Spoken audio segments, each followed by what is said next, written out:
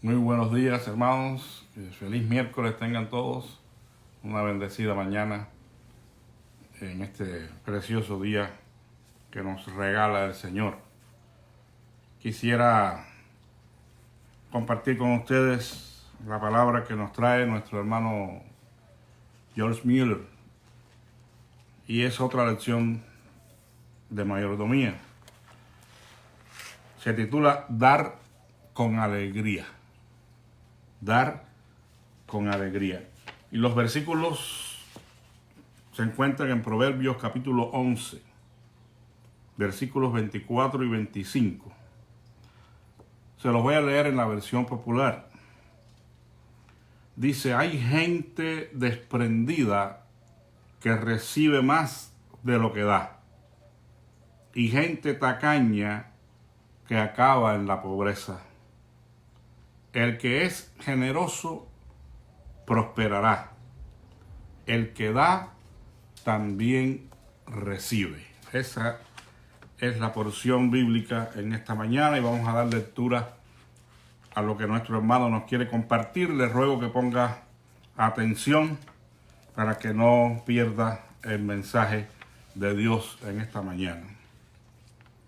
Y dice así: durante mis últimos 40 años en el servicio del Señor, me he relacionado con miles de creyentes. Muchos de ellos, en realidad muchísimos, me han honrado solicitando mi orientación y consejo en sus asuntos privados. A través de estos numerosos casos, he aprendido la verdad de que algunos dan a manos llenas y aún retienen más. Pero he visto muchos más que retienen para sí excesivamente y solo tienden a ser más pobres.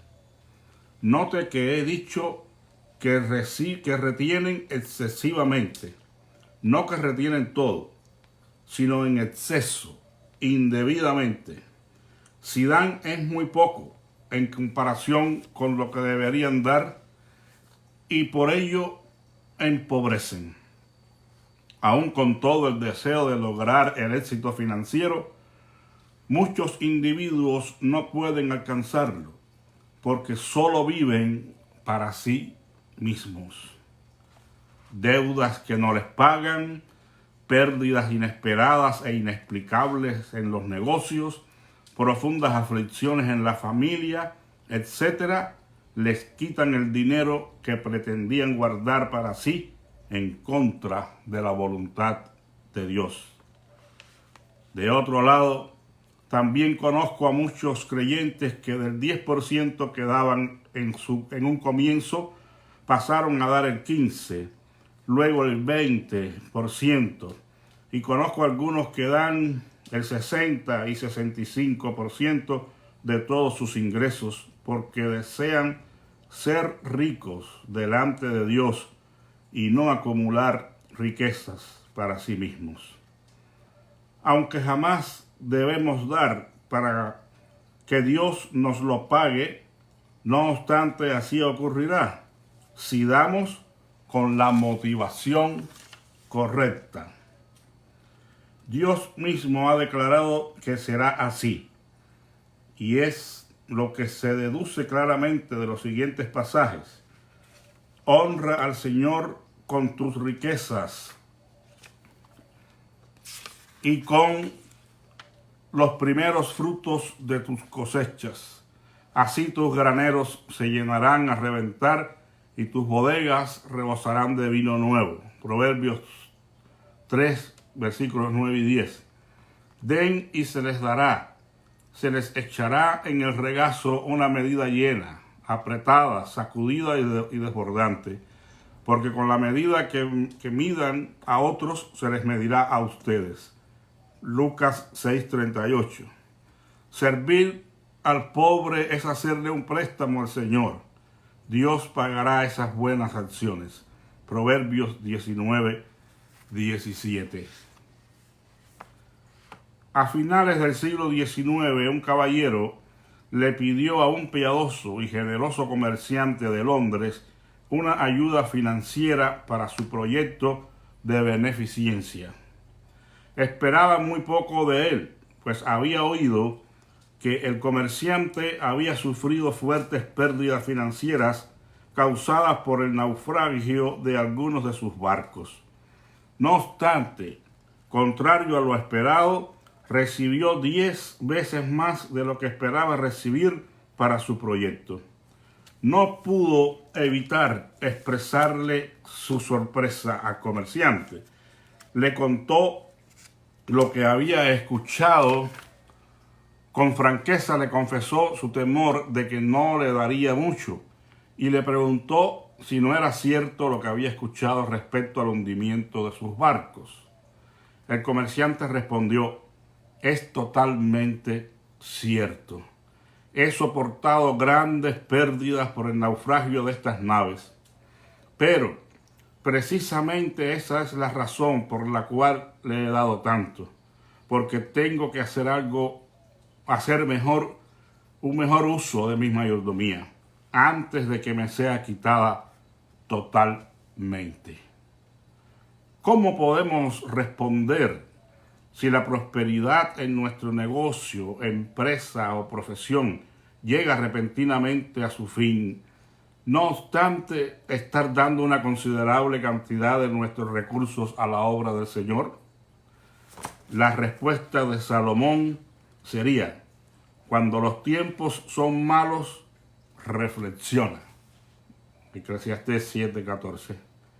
Es voluntad de Dios que consideremos nuestros caminos, que veamos si hay alguna razón particular por la cual Él ha permitido que la calamidad nos visite. Quizás descubramos que hemos tomado nuestra prosperidad como algo de hecho, algo que debía ocurrirnos, en vez de reconocer de una manera práctica la mano del Señor en nuestro éxito. O tal vez mientras Dios nos ha prosperado, hemos gastado demasiado en nosotros y hemos abusado, aunque no haya sido intencionalmente, de su bendición. No quiero con esta observación someter a esclavitud la conciencia de ningún hijo de Dios con escrúpulos y preocupaciones al gastar cada centavo de su dinero.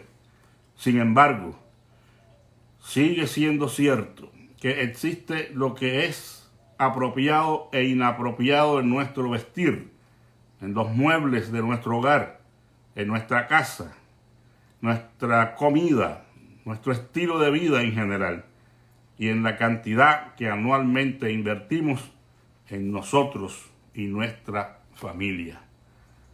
Dice la oración: poderoso Señor, temo que se diga de mí que he robado al rehusar darte mi vida y mis bienes. Deseo dar libre y abundantemente para que tu nombre sea exaltado entre las naciones. Amén. Sin dudas, poco que añadir a las palabras de nuestro hermano en esta mañana. Sabemos que todos somos mayordomos, no dueños, ni de nuestra vida, ni de absolutamente nada que poseemos. Y que Dios espera que nosotros, cuando demos, lo hagamos con alegría. Lo hagamos con una verdadera motivación de adorarle a Él y de servirle a Él. Porque esa es la única forma en que nuestra dádiva será aceptada. Nuestra dádiva será mirada con buenos ojos de parte del Señor. Si nosotros damos esperando hacer una transacción de negocio con el Señor, estamos perdidos.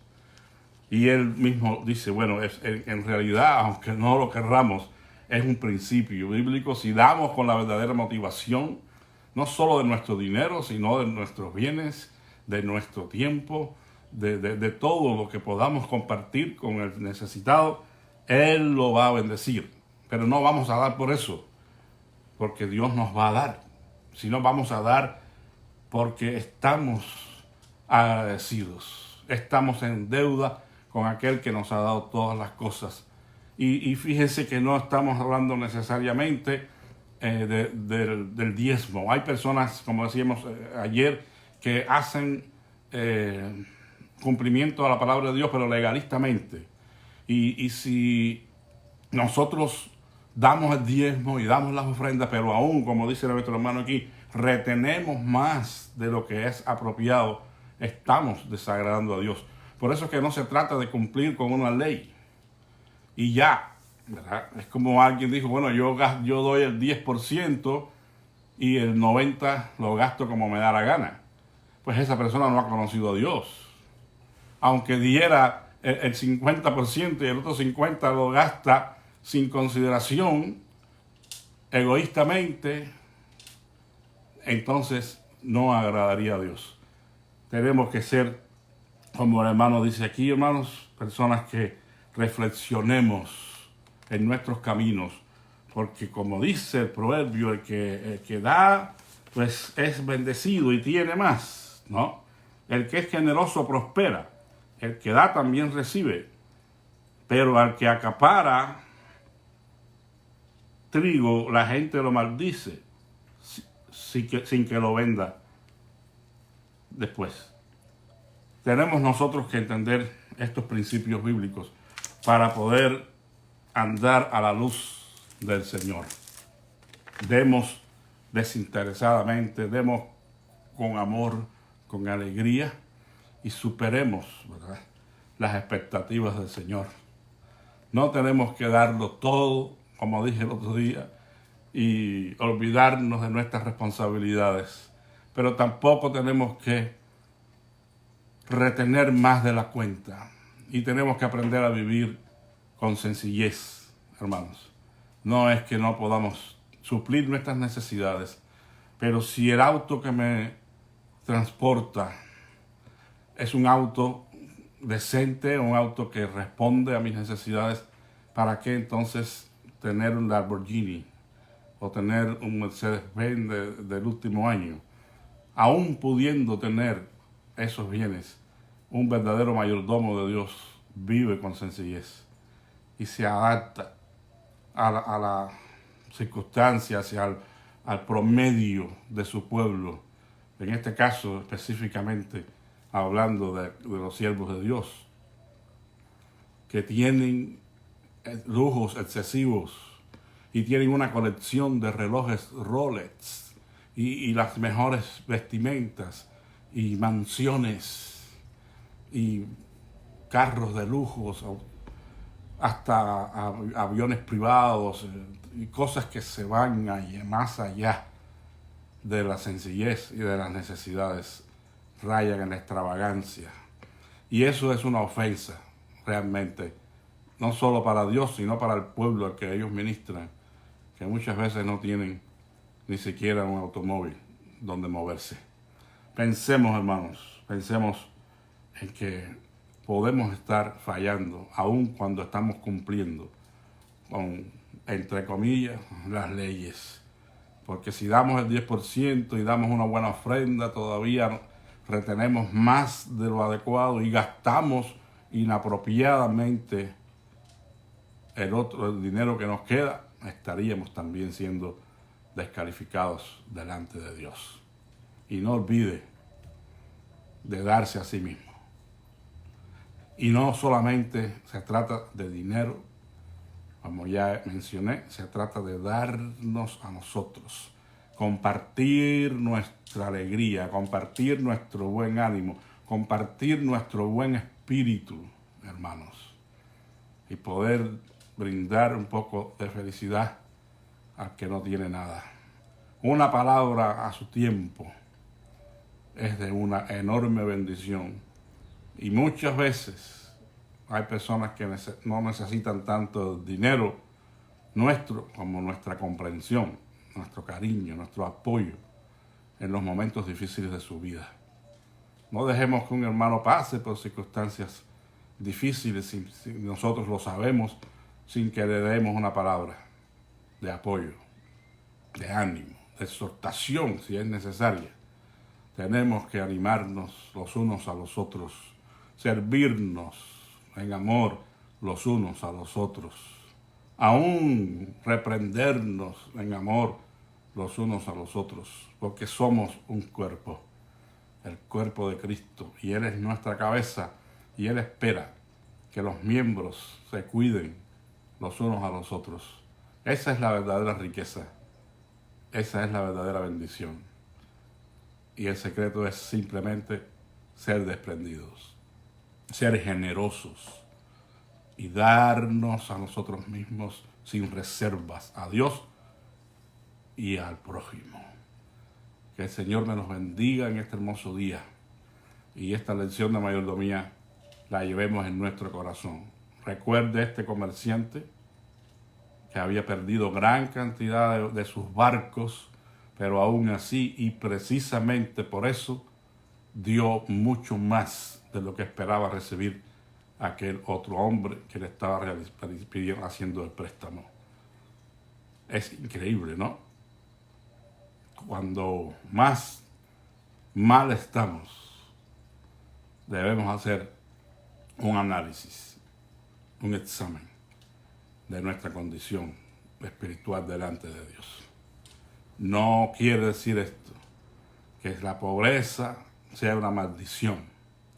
Estamos hablando de personas que tienen mucho y hacen un mal uso de su dinero y Dios tiene que enseñarles.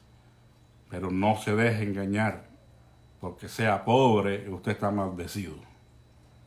Eso es una herejía tremenda y una ofensa al verdadero evangelio de Jesucristo, quien fue un ejemplo para nosotros aún en esto, aunque muchos se quieren empeñar en hacernos creer que Jesús tenía mucho dinero. El Hijo del Hombre no tuvo ni dónde recostar su cabeza. Esas fueron sus palabras. Y todo lo que tuvo, lo tuvo prestado.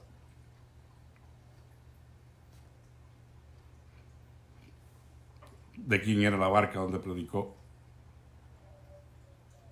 El burro o el asno que entró en Jerusalén. El aposento alto donde celebró la cena.